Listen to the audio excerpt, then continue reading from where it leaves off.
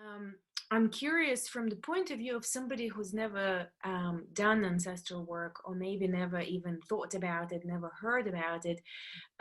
Could you share something very simple that somebody might start doing to begin this journey? You know, and maybe it could be something to do with the body, since this is what you are focusing on. So something simple that somebody might do to start connecting with ancestors in a more embodied way.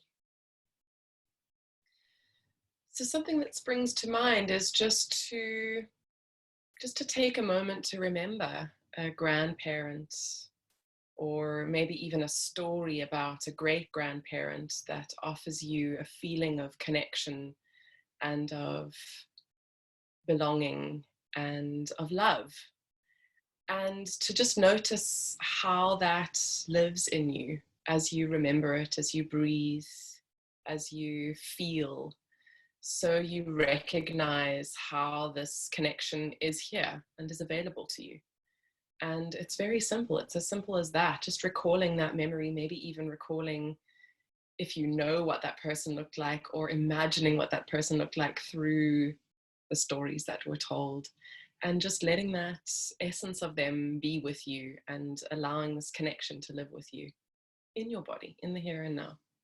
Thank you. That was beautiful. I was immediately connecting to a story with my great grandmother, and yeah, it feels like an expansion.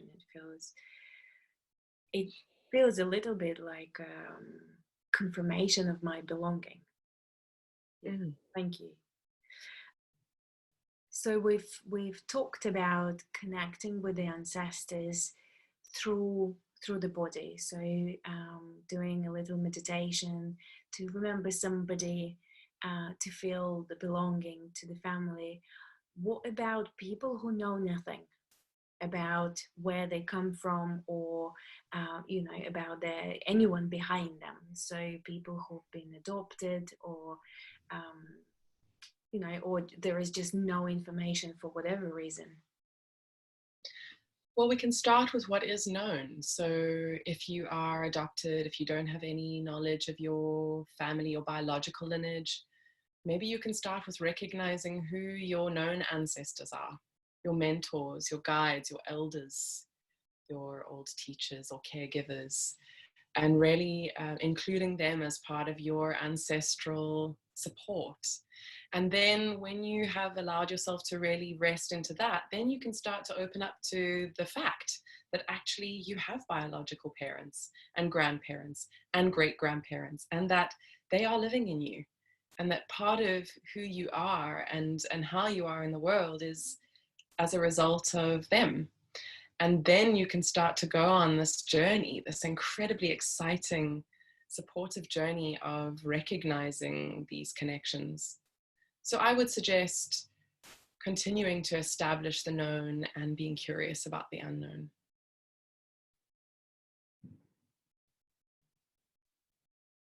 Thank you, Sean. As I sit with you, I have more and more questions popping up into my head. I think it's around the safety of doing this work. So especially if I know some of the really painful and traumatic experiences, my grandparents, great grandparents went through, how safe it is for me to lean into that, to lean into the past, where I know there has been trauma and loss and death and things like that. What do you think? So the way that I practice and the way that I trust is that your resources need to always be 3 times stronger, at least, than the trauma. And so let's not underestimate the importance of support and resourcing. So who are those ancestors? Who are the elders that bring you strength, that give you strength? Who can you call on? And you go there and you allow yourself to lean into this first, before you even think about looking towards the challenges, the struggles. It's so important that we recognize the survival in us and the strength in us, and And then we can start to include the parts that are more painful, or a little bit more scary, but that's a very gentle incremental process, because it's really a process of inclusion. So leaning into the support, leaning into the strength, really feeling it, letting it live in you, letting it breathe in you, allowing yourself to be full up, and then starting to look at the parts that need to be looked at from there is my suggestion. Thank you. So before we close, is there anything else that you would like to bring into this space today that needs to be said, that needs to be voiced? I'd just like to recognize how important it is in this time, as in any other, that we are connected to our bodies, that we are connected to the resources that are living in us and from the ones who came before, and that through very simple remembering, through small everyday rituals, we can just be open to these connections. And just here now, being with you, Alex, and having this conversation, I'm just feeling the relief and the care that comes from being real in human relationships, and using these platforms, using these methods, just to return to connecting and to allowing life to move and allowing creativity to happen. And for me, this is where it's at.